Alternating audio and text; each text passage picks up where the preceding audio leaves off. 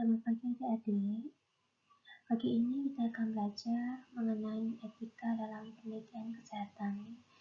Jadi nanti adik-adik akan melakukan penelitian mulai semester 5 ini. Kalian akan membuat outline penelitian. Jadi dalam membuat outline tersebut juga harus dipikirkan etika dari suatu penelitian, apakah rancangan pada outline adik-adik sudah memenuhi dari etika khususnya pada penelitian kesehatan yang melibatkan manusia.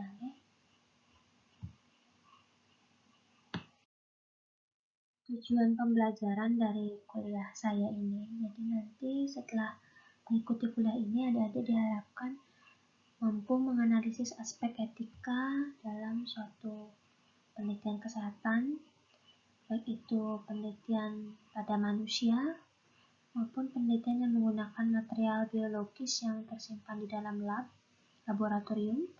Kemudian bagaimana bila menggunakan data sekunder atau penelitian yang menggunakan hewan coba.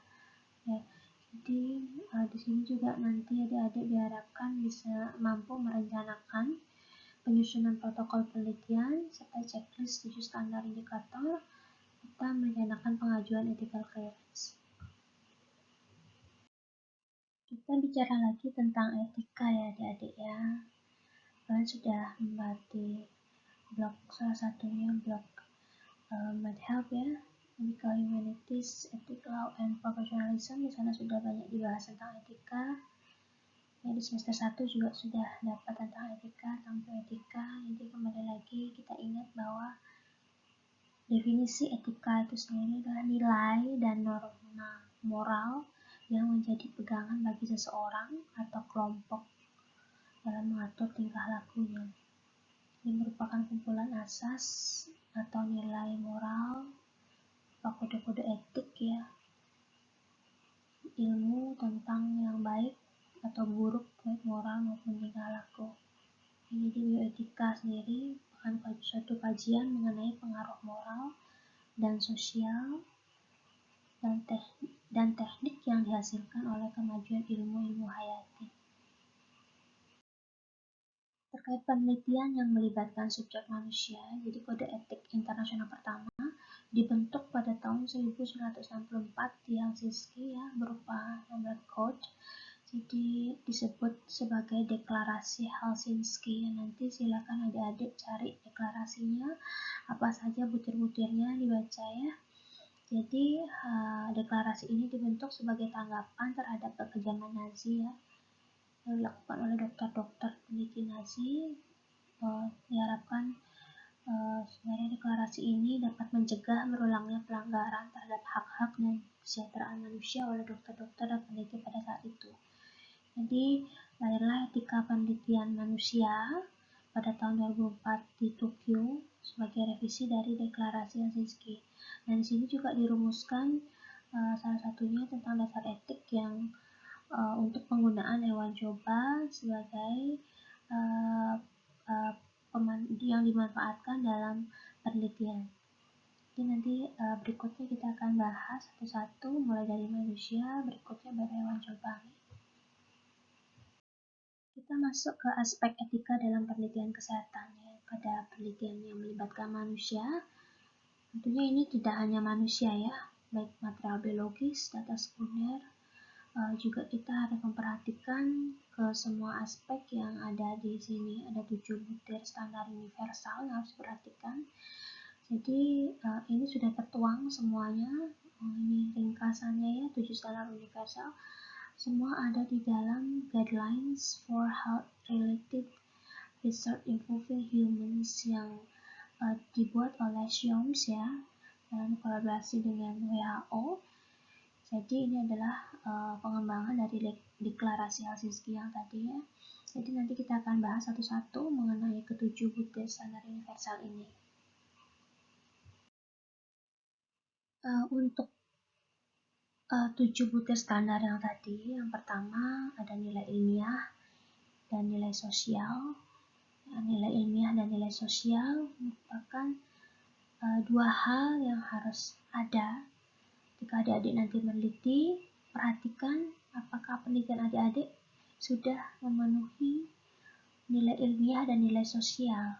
Jadi penelitian tersebut harus mempunyai prospek menghasilkan pengetahuan dan sarana dalam kaitan untuk melindungi dan meningkatkan kesejahteraan masyarakat. Jadi ada menghasilkan pengetahuan dan sarana yang diperlukan untuk melindungi dan meningkatkan kesejahteraan masyarakat. Di sini juga harus mempertimbangkan nilai sosialnya yang memadai, di mana ada justifikasi risiko ya di situ. Risiko yang didapatkan dari subjek dari manusia yang diikutsertakan dalam penelitian, apakah seimbang dengan biaya yang nanti diperoleh, atau kompensasi dari resikonya seperti pengobatan, seperti itu adik-adik, itu harus dipertimbangkan. Jadi semua penelitian Jadi semua penelitian dilakukan dengan cara-cara yang menjunjung tinggi hak asasi manusia, menghormati, melindungi, adil ya, harus adil terhadap subjek, rata ya, di mana penelitian dilakukan. Jadi penganiayaan atau ketidakadilan tidak membenarkan nilai ilmiah maupun nilai sosial itu ada pada suatu penelitian. Yang ketiga adalah standar pemerataan beban dan manfaat. Jadi ketika adik-adik mengikutsertakan manusia dalam suatu penelitian, adik-adik harus berdasarkan pertimbangan ilmiah. Bukan karena subjek yang diikutsertakan mudah direkrut atau berdasarkan status ekonominya ya, atau mudah dimanipulasi. Ada beberapa contoh yang bisa adik-adik perhatikan di sini. Ada tahanan misalnya ya, mudah. Untuk uji klinis tahap pertama untuk obat-obatan, saya pada tahanan saja saya lakukan karena mudah. Pasti tahanan tidak bisa menolak untuk menjadi subjek penelitian, misalnya seperti itu ya. Adik-adik ingin meneliti uji klinis, kita pilih subjek tahanan penjara saja, itu akan timbul isu etik bahwa ada isu terkait dengan pemerataan beban dan manfaat. Jadi tahanan ini mudah direkrut, jadi adik-adik memilih itu ya, itu nanti tidak dibenarkan dalam suatu etika penelitian ya. Yang kedua misalnya seorang dosen, saya misalnya ya, saya meneliti, saya lebih mudah, saya akan meneliti mahasiswa saya. Tentunya mahasiswa saya tidak akan menolak karena ada hierarkis di sana ya. Mahasiswa saya takut menolak penelitian yang saya ikutsertakan mereka ya, karena takut nilainya rendah nanti gitu ya misalnya ya. Atau yang ketiga ada contohnya adalah pada kelompok miskin ya, cari aja orang miskin untuk pengemis di jalan seperti itu, pasti mereka nolak. Kita berikan mereka sebungkus nasi atau uang seberapa gitu ya, itu nanti mudah direkrut gitu ya. Itu nanti akan ada timbul isu etik yang akan dipertanyakan di sana, apakah benar memang subjeknya tidak berdasarkan ada mudah direkrut gitu ya berdasarkan status ekonomi, atau ada pertimbangan ilmiah yang mendasari suatu penelitian mengikutsertakan kelompok-kelompok tertentu. Yang keempat yang harus kita pelajari adalah potensi manfaat individu dan risiko dari suatu penelitian. Jadi nanti pada penelitian adik-adik harus dipastikan apakah risiko dari subjek penelitian sudah seminimal mungkin ya. Jadi harus ada keseimbangan antara potensi manfaat bagi subjek sendiri, baik itu sosial maupun ilmiah ya. Jadi bagaimana risiko pada subjek penelitian harus lebih kecil dari risiko minimal. Apa itu risiko minimal? Jadi kalau kita bicara risiko minimal adalah risiko dalam kehidupan sehari-hari yang kita hadapi ya. Jadi kalau contohnya bisa adik-adik lihat di sini, misalnya adik-adik mau penelitian pada bayi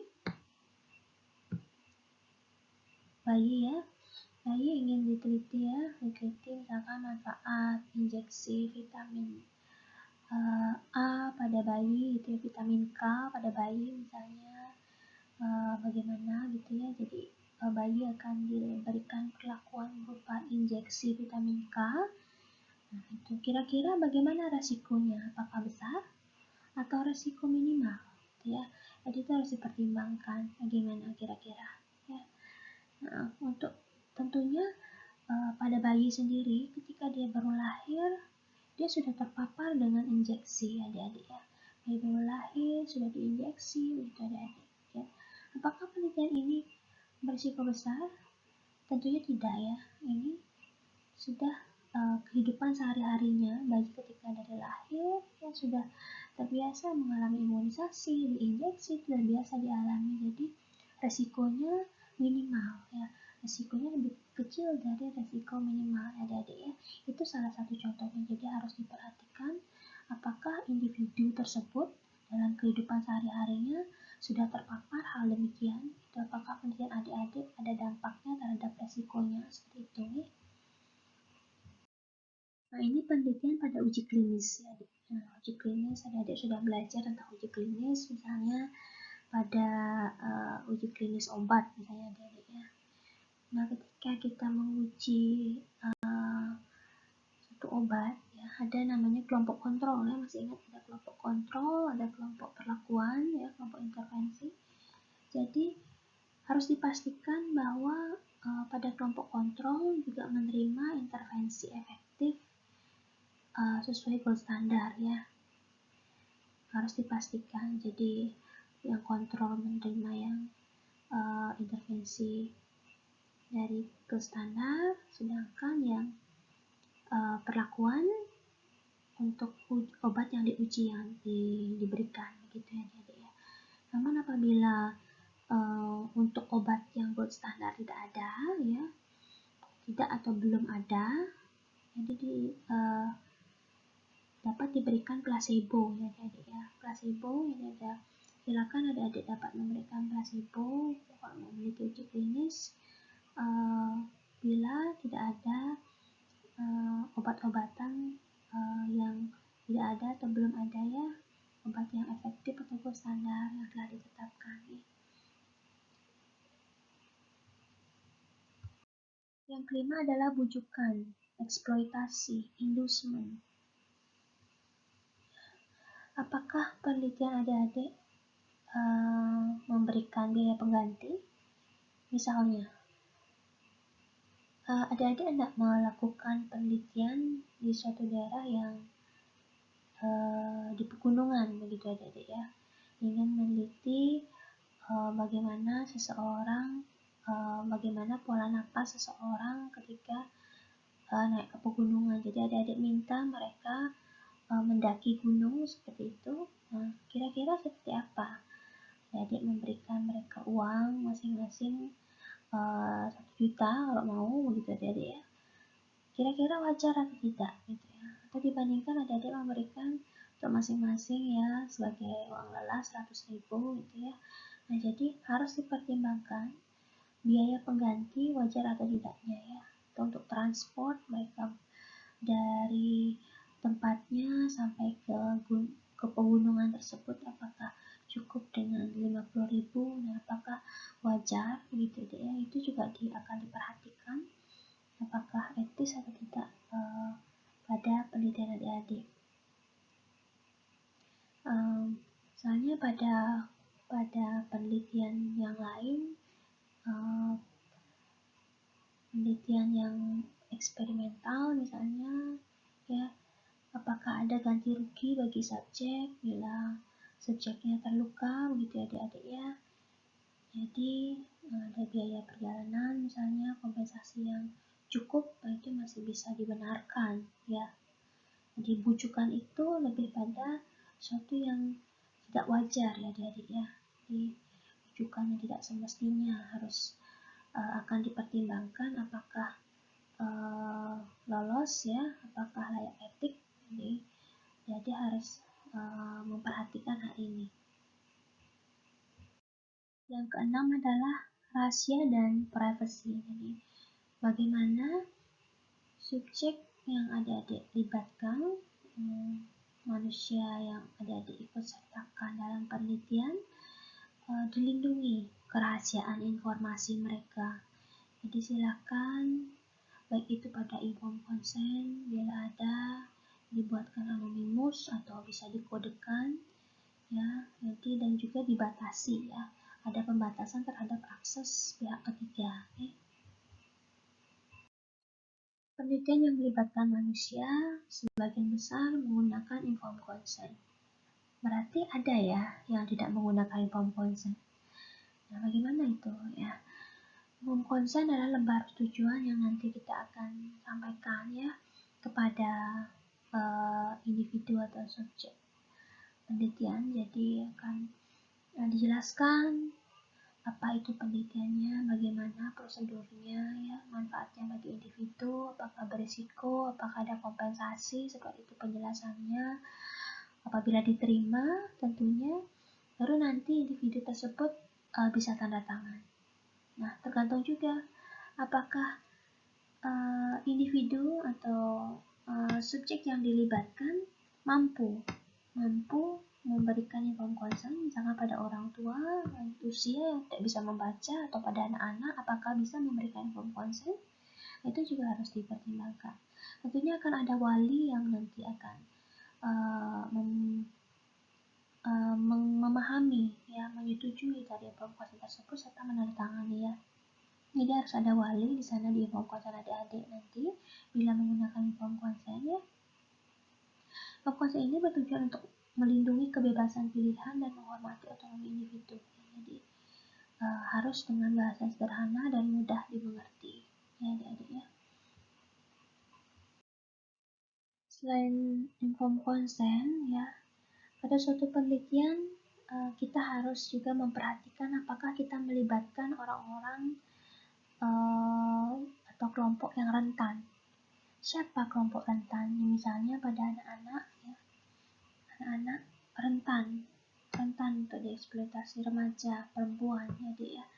Jadi berdasarkan deklarasi Helsinki, individu dan kelompok yang rentan memiliki kemungkinan terjadinya kelalaian yang lebih tinggi dan menimbulkan kerugian tambahan ya. Jadi kerentanan ini melibatkan penilaian tentang probabilitas dan tingkat kerugian fisik, psikologis, dan sosial. Jadi ketika adik-adik melibatkan subjek atau individu yang rentan dalam suatu penelitian, itu akan dipertanyakan ya, apakah ada suatu jaminan bahwa mereka dilindungi dalam penelitian adik-adik ya.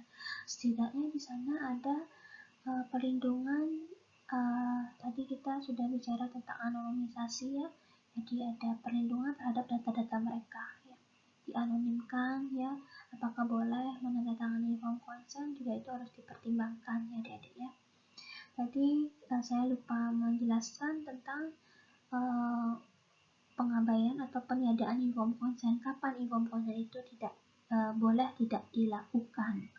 Nah, misalnya pada kondisi di mana adik-adik meneliti, contohnya ya, meneliti perawat di rumah sakit ya, bagaimana teknik mencuci tangan perawat misalnya adik-adik, dengan tingkat dihubungkan dengan tingkat kejadian infeksi di rumah sakit tersebut ya, adik-adik ingin meneliti itu. Apakah saat itu adik-adik akan melakukan inform consent kepada perawat? Baik ibu bapak, saya akan melakukan penelitian ya, saya akan memperhatikan bagaimana ibu bapak mencuci tangan, apakah seperti itu disampaikan kepada perawat. Tentunya hal itu akan sangat membuat bias ya dari suatu penelitian. Penelitian tersebut tidak akan valid hasilnya jika perawat akan benar-benar dengan secara teknik yang benar mencuci tangan karena diperhatikan begitu ya. Nah ini sebagai pertimbangan inform consent itu boleh abaikan. Jadi tidak diizinkan untuk tidak ada informed consent dalam kondisi seperti itu. Ya, bahwa nanti dari jauh diperhatikan perawatnya bagaimana teknik mencuci tangannya, yaitu dipertimbangkan tidak ada informed consent ya, dengan pertimbangan bahwa penelitian tidak akan berjalan bila ada informed consent. Jadi seperti itu. Jadi aspek ilmiah dan sosialnya ya. Jadi ya juga diperhatikan di sini ya. Ya di sini ketika kalian meneliti ya aspek sosialnya ya, nilai sosial seperti apa ya, aspek sosial dari individu.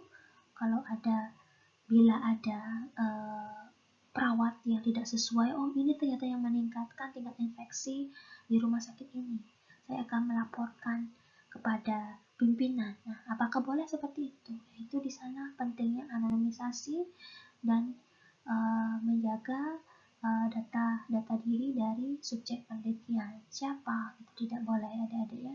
Itu akan mempengaruhi dari sosial seseorang ya. Apa resikonya? Resiko dari seseorang ya. Nah, resikonya akan meningkat seperti itu ya, melebihi resiko minimal ya. Itu harus dipertimbangkan. Ini adalah contoh-contoh dari kelompok rentan ya, orang-orang yang rentan. Ada pengangguran ya, rentan mereka, rentan untuk dieksploitasi ya, rentan untuk dijadikan subjek direkrut ya, direkrut dengan mudah. Itu harus dari komisi etik harus jeli melihat hal itu. Jadi itu merupakan satu isu etik, apakah benar memang sudah berdasarkan pertimbangan ilmiah atau mudah direkrut begitu ya, atau ada pada tunawisma begitu, atau mengalami disabilitas atau stigmasi seperti pada pekerja seks komersial misalnya ya. Itu juga harus dipertimbangkan karena itu merupakan kelompok rentan. Jadi jangan sampai data diri mereka disebarkan, ini adalah PSK, di rumahnya di sini, itu detail sekali ya, tidak boleh adik-adik ya. Dimana pada lansia juga kelompok rentan, gender perempuan ya tentunya ya, kelompok rentan, anak-anak ya, itu harus kalian pertimbangkan untuk lebih hati-hati dalam menjaga kerahasiaannya. Kita masuk ke pembahasan berikutnya, yang penelitian yang menggunakan material biologis tersimpan di laboratorium ya. Jadi bahan-bahan biologis apa yang tersimpan di lab yang bisa digunakan dalam suatu penelitian?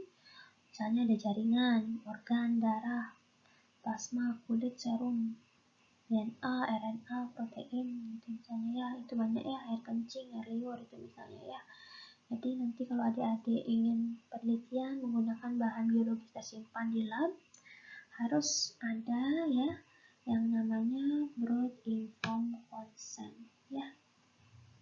Itu harus dipertimbangkan adik-adik, ada atau tidak ya. Broad informed consent apa itu ya? Tadi kita bicara tentang informed consent. Terus broad informed consent apa ya? Broad informed consent merupakan informed consent yang luas ya. Definisinya ya. Jadi ketika sebelumnya pada saat darah atau sampel tersebut diambil pada individu, tentunya di sana disampaikan darah tersebut nanti ibu akan disimpan dan mungkin akan digunakan untuk penelitian lebih lanjut. Nah, itu ada di informed consent-nya tersurat seperti itu adik-adik. Nah, itu adalah broad informed consent.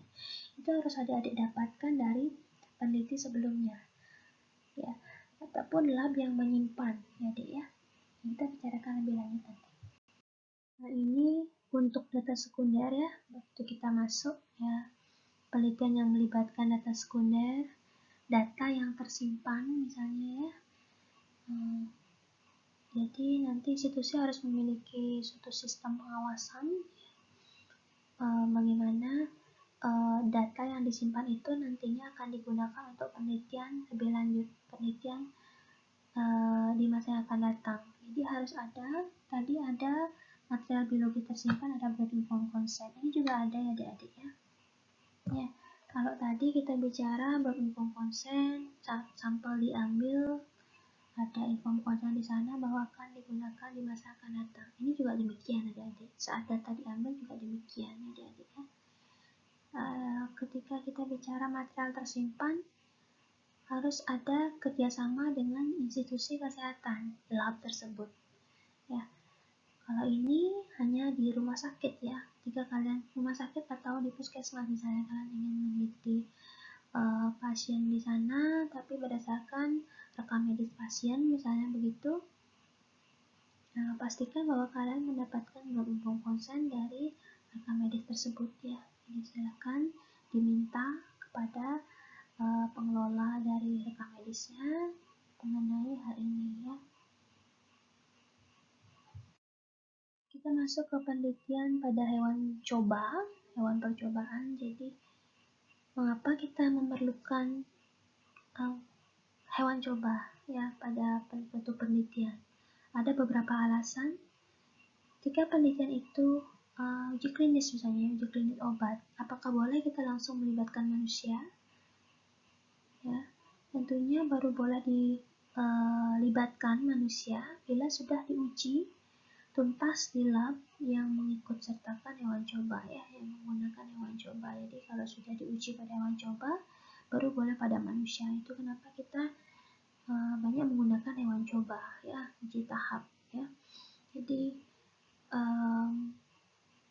selain obat juga ada sarana medik, misalnya sarana medik baru yang kita ingin coba, yang ingin kita uji ya, maksud saya ya. Jadi dari suatu penelitian hewan coba, tentunya hal ini akan berdampak pada hewan itu sendiri, baik itu kualitas hidup dari hewan ya, harus diperhatikan dari suatu penelitian dan harus mempertimbangkan aspek-aspek manusiawi ketika melibatkan hewan coba dalam suatu penelitian. Melibatkan hewan coba juga kita harus memperhatikan animal welfare ya, kesejahteraan hewan, baik itu fisiknya, mental, serta netralness ya, bagaimana lingkungan alami dari hewan tersebut ya. Ini contohnya adalah pada tikus ya.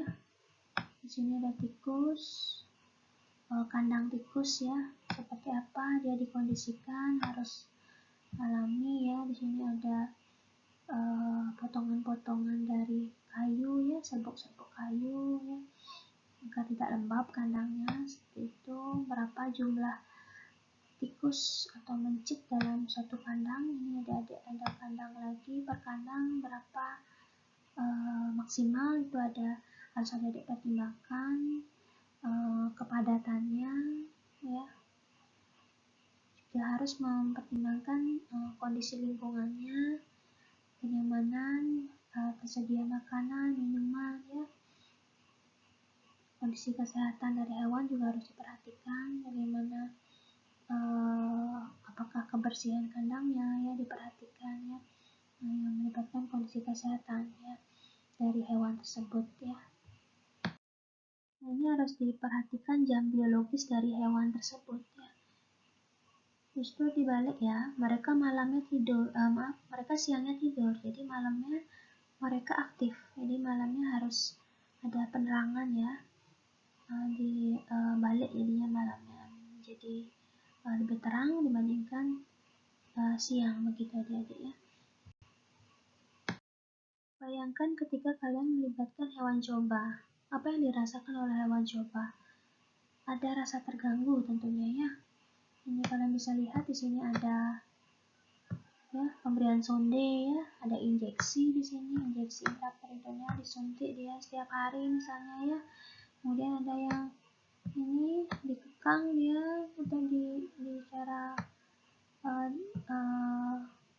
injeksi di sini juga ya adik-adiknya, bagaimana dia pada saat diinjeksi merasakan nyeri, pada saat dia akhirnya dikorbankan untuk diambil organnya, bagaimana etisnya melakukan pengorbanan tersebut ya, apakah dibius terlebih dahulu, itu harus dipertimbangkan. Ini salah satu pertimbangan kenapa kita melibatkan hewan coba. Tentunya penelitian tersebut harus bermanfaat ya. Jadi penelitian tidak mungkin dapat dicapai bila kita tidak menggunakan hewan coba atau menggunakan bila penelitian menggunakan subjek manusia tidak bisa gitu. Jadi manfaat yang akan diperoleh akan jauh lebih besar dibandingkan penderitaan yang dialami oleh hewan coba.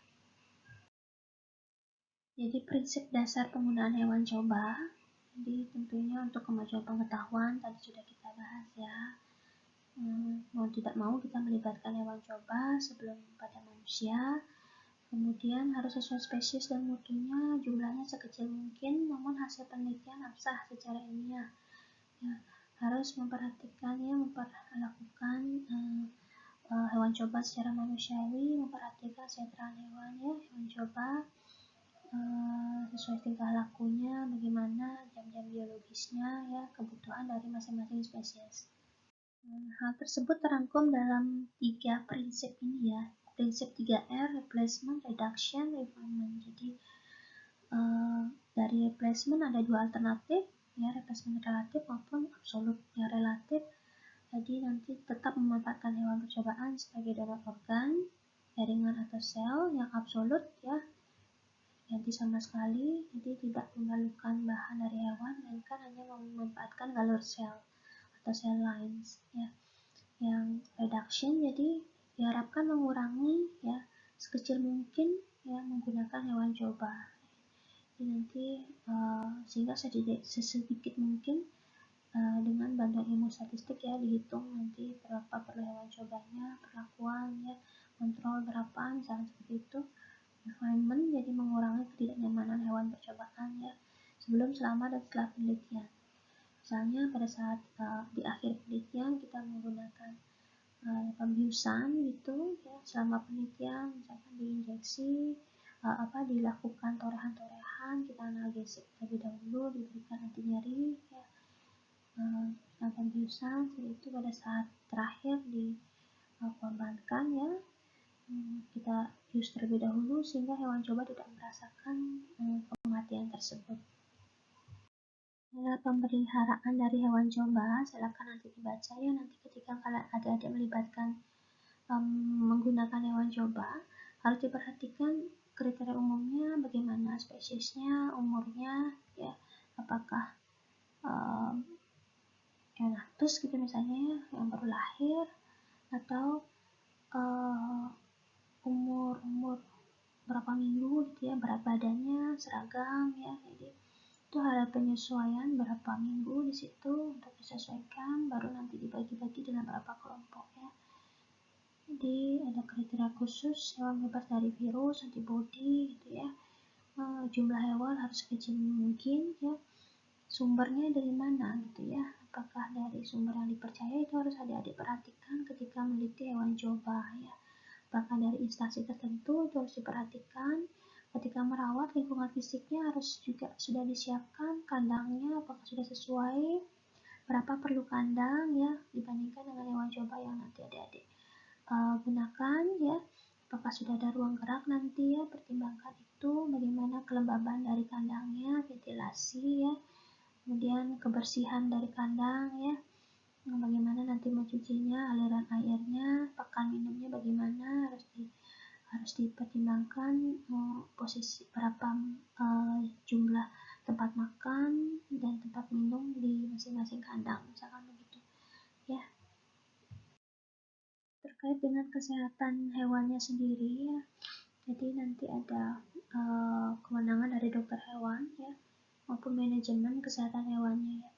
Jadi mungkin nanti diperlukan ada suatu keterlibatan dokter hewan ya, apakah hewan yang kita gunakan, hewan coba yang kita gunakan tidak terinfeksi bakteri ya atau virus ya, apakah bisa ya sesuai untuk digunakan sebagai hewan coba misalkan begitu ya adik-adik ya. Kemudian terkait dengan transportasi itu juga harus diperhatikan, transportasi hewan dari tempat satu ya ke tempat penelitian kita harus dihindari suhu rendah atau tinggi. Kita pada saat memelihara, populasi kandangnya seperti apa ya, harus dicegah trauma pada hewan ya, di ukuran kandangnya harus layak di sini. Ketika memberikan perlakuan kepada hewan coba, harus kemungkinan akan ada perlakuan fisik ya. perilaku ya, ada pembedahan ya, ada pasca bedah, seperti apa yang harus kita perhatikan.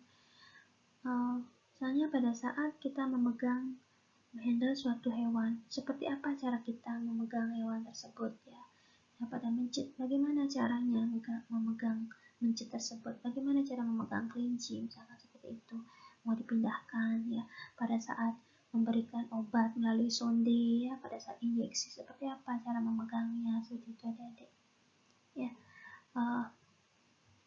Memberikan makanan ya, perlakuan makanan ya, harus mencukupi baik kontrol maupun perlakuan. Apakah jenis makanan yang berbeda ya, kalaupun berbeda seperti apa, harus tetap dipertimbangkan mencukupi ya. Ya, kecuali pada kondisi adik-adik memang meneliti agar hewan tersebut kurus misalnya gitu ya, itu ada pertimbangan lainnya. Perlakuan perilaku misalnya ya, posisi hewan dalam kandang, struktur kandang, posisi penempatan hewan yang dipertimbangkan agar dapat melakukan kontak dengan sesama ya. Jadi tidak boleh terlalu penuh ya. Ketika pembedahan ya, ketika hewan itu setelah dibedah akan hidup lagi gitu ya, jadi harus mempertimbangkan pembiusan ya. Dibius ya, setelah kemudian bagaimana proses pemulihannya harus dipertimbangkan, ataukah setelah pembedahan hewan tersebut akan dibunuh ya, itu juga harus dipertimbangkannya. Diusahakan ketika dibunuh memang efek pembiusannya masih ada ya, jadi hewan tidak merasakan sakit gitu ya. Nah, pasca bedah bagaimana diawasi secara intensif dari organ-organ yang digunakan ya. Nah, selama adik-adik melibatkan hewan coba, tentunya adik-adik harus melibatkan tenaga kerja yang terlatih ya, misalnya pegawai laboratorium yang memang sudah biasa menghandle dari hewan, itu juga harus adik-adik libatkan, karena tidak mungkin peneliti sendiri paham mengenai hewan tersebut ya, harus sudah terbiasa ya, dan adik-adik harus menjamin hal itu ya. Tadi sudah kita bahas tentang analgesik ya, ketika dibunuh atau memberikan torehan-torehan harus pertimbangkan analgesik ya. Kemudian tindakan pembunuhan hewan coba harus juga oleh tenaga yang profesional, sudah biasa ya adik-adik ya, yang menggunakan fetus ya. Bagaimana prosedurnya bila tidak berkembang normal ya, dibunuh, bagaimana prosedurnya dibunuh atau tidak ya, bagaimana penggunaan hewan yang terancam punah, izinnya bagaimana, pengiriman hewan coba ya, tadi sudah kita bahas ya. Ini adalah salah satu pengorbanan hewan coba ya, jadi terakhir akan dikorbankan hewan coba itu. Bagaimana tekniknya? Di gambar adik-adik perhatikan ada dekapitasi ya, dislokasi servikal ya di sini ya, dipegang servikalnya, ini ekornya langsung ditarik seperti itu ya. Itu harus diperhatikan apakah masih boleh ya, ini sudah tidak diizinkan ya adik-adik ya. Nah, ini pada pembiusan hewan coba masih diizinkan menggunakan gas CO ya, tapi sudah tidak diizinkan menggunakan kloroform karena toksik ya adik-adik. Ini tidak boleh ya, tidak boleh nih. Ini contoh lainnya. Jadi ketika adik-adik memberikan meneliti hewan coba menggunakan sonde itu ya, jadi dimasukkan ke sini ya, bagaimana sondenya, ukurannya juga harus diperhatikan ya. Ini tentunya kalian juga harus banyak membaca dan banyak berkonsultasi ya mengenai sonde tersebut ya, atau diinjeksikan ya, injeksi melalui intraperitoneal ya, bagaimana menghandle hewan coba ya, memegang pada saat injeksi, pada saat sonde gitu ya. Ketika melakukan suatu perlakuan terhadap hewan coba harus dipertimbangkan benar-benar manfaatnya, apakah lebih besar dibandingkan kesakitan yang dialami oleh hewan coba tersebut ya. Adik-adik bisa perhatikan dibuat seperti ini hewan cobanya ya, sungguh sakitnya adik-adik ya, menderita hewan cobanya ya. Ini adalah 2 butir ya, 2 butir yang terkandung dalam Deklarasi Helsinki Tokyo tahun 2014, butir 11 dan butir 12, yang ada kaitannya dengan hewan coba adik-adik. Jadi di butir 11 disebutkan di sana bahwa penelitian kesehatan yang mengikut sertakan manusia harus memenuhi prinsip ilmiah yang sudah diterima secara umum, yang didasarkan pada pengetahuan seksama dari kepustakaan ilmiah dan sumber informasi ya. Nah, di sini ada percobaan lab yang memadai ya, dan jika layak percobaan hewan ya baru boleh mengikutsertakan manusia pada penelitian setelah itu ya adik-adik ya.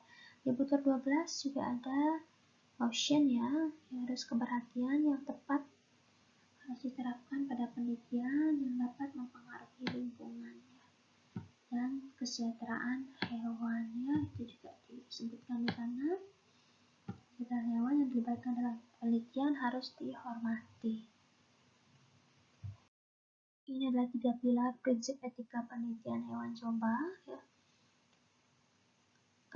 Jadi ada respect, hewan yang dilibatkan harus dihormati. Beneficent, manfaat bagi manusia harus lebih besar dari penderitaan hewan. Justice, harus adil ya dalam memanfaatkan hewan coba berdasarkan jenis kelamin, kontrol maupun perlakuan. Ada 5 prinsip F lainnya yang harus kita perhatikan ya. Freedom ya. Jadi di sana harus bebas ya.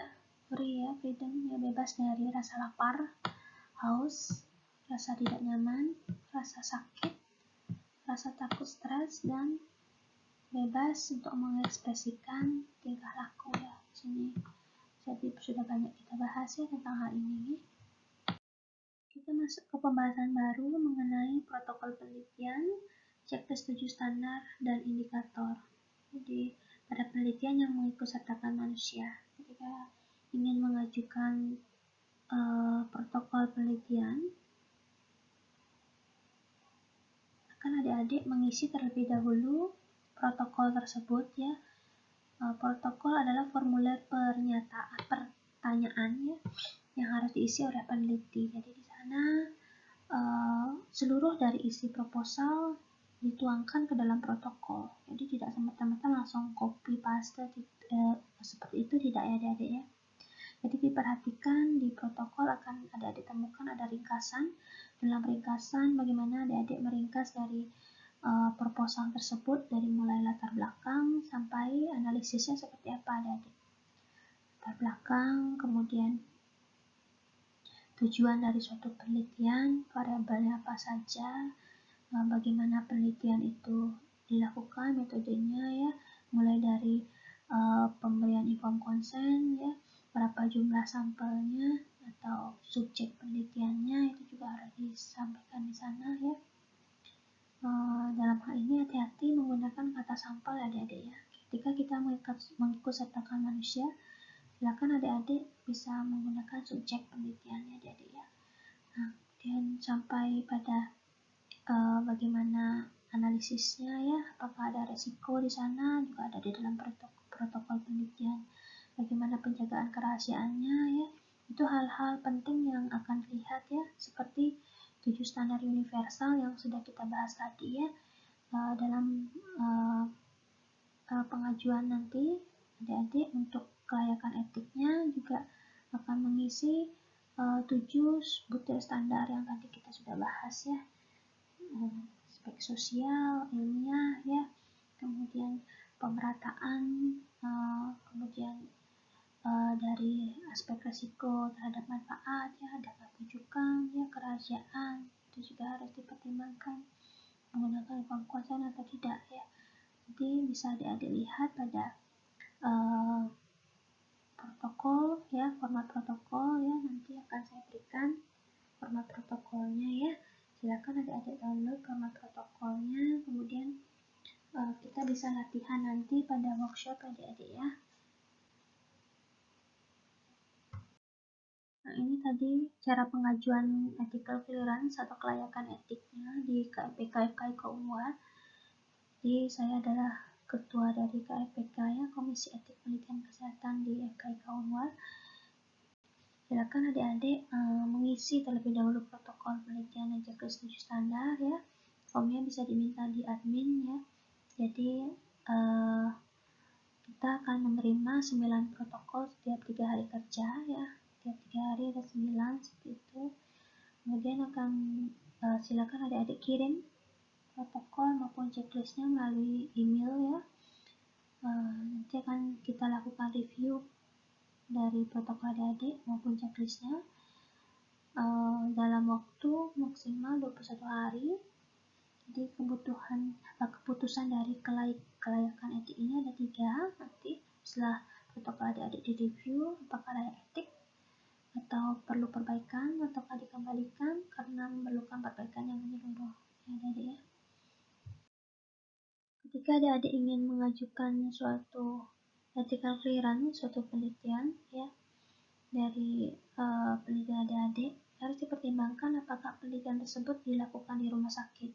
Bila di rumah sakit, minimal harus ke rumah sakit ya pengajuannya. Kecuali bila rumah sakit tersebut tidak ada komisi etiknya ya. Dan silakan diajukan di mana penelitian tersebut dilakukan. Misalkan adik-adik ingin meneliti di kampus Unwar ya, FKIK Unwar ya. Kebetulan FK kita sudah mempunyai KIPK, silakan diajukan ya. Jadi bila instansi tempat penelitian telah memiliki KIPK. Untuk hewan coba, kebetulan untuk KIPK kita belum bisa menerima terkait dengan penelitian hewan coba. Silakan nanti adik-adik mungkin di Dayana ya, atau ada komisi etik lainnya yang adik-adik ketahui ya. Jadi ada yang namanya komisi pemanfaatan dan pemeliharaan hewan, jadi adik-adik ya. Jadi nanti setelah biasanya untuk penelitian pada hewan coba kita ada pelaporan di akhir ya. Ada yang sistemnya pelaporan di akhir ya, ada yang diajukan dulu protokolnya seperti itu ya. Dari referensi yang saya baca, jadi kita bisa melakukan pelaporan setelah penelitian tersebut dilakukan. Jadi ada namanya pedoman RIFE ya, Animal and Research Reporting in 5 Experiment ya. Jadi ini dirilis oleh tim National Center for the Replacement, Refinement and Reduction of Animal in Research di Inggris tahun 2010 ya. Nanti adik-adik bisa cari lebih lanjut ya mengenai panduan ini. Jadi di pedoman itu nanti di pedoman RIFE ya untuk hewan coba telah dilakukan penelitian, kemudian dilaporkan apa saja yang dilaporkan ya. Jadi ada judul tentunya, ada abstrak ya, kemudian ada background kenapa ya, bagaimana latar belakang ya sehingga penelitian dilakukan ya, apa tujuannya juga disampaikan ya. Nah di sini harus ada statement etiknya ya, yang mengindikasikan kenapa harus menggunakan hewan coba ya. Kemudian desainnya seperti apa ya. Nah, bagaimana perlakuan terhadap hewannya ya. Dari mulai hewan tersebut diterima, kemudian dilakukan penyesuaian misalnya, kemudian dibagi, kandangnya tiap kandang ada berapa ya. Bagaimana kondisi kandang itu harus dijelaskan semua di sini. Perlakuannya seperti apa, apakah diinjeksi, pembiusan, ya seperti itu ya. Jadi ini ya di prosedur juga disampaikan ya. Dan di experimental animals ya.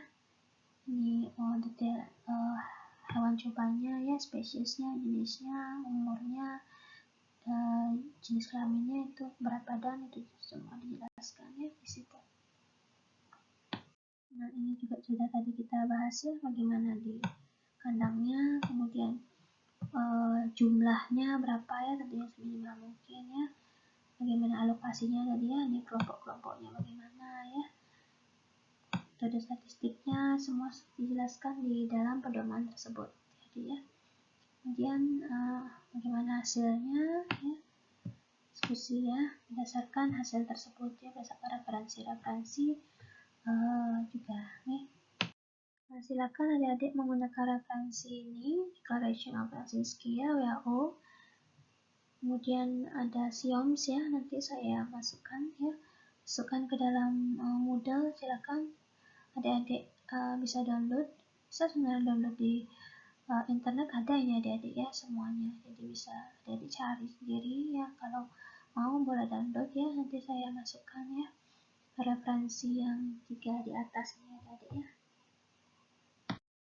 Terima kasih adik-adik perhatiannya, semoga dengan paparan etika dalam suatu penelitian, khususnya penelitian yang melibatkan manusia di sini, adik-adik dapat memperoleh gambaran ya untuk penelitian adik-adik nanti seperti apa ya dalam membuat outline, akhirnya memutuskan bahwa penelitian tersebut memenuhi dari 7 standar tersebut, ataukah melibatkan atau menggunakan materi biologis ya sekunder ya, terus dipertimbangkan ya, atau mungkin adik-adik ingin menggunakan hewan coba juga harus dipertimbangkan ke mana nanti adik-adik akan mengajukan etiknya ya. Terima kasih perhatiannya ya, selamat pagi.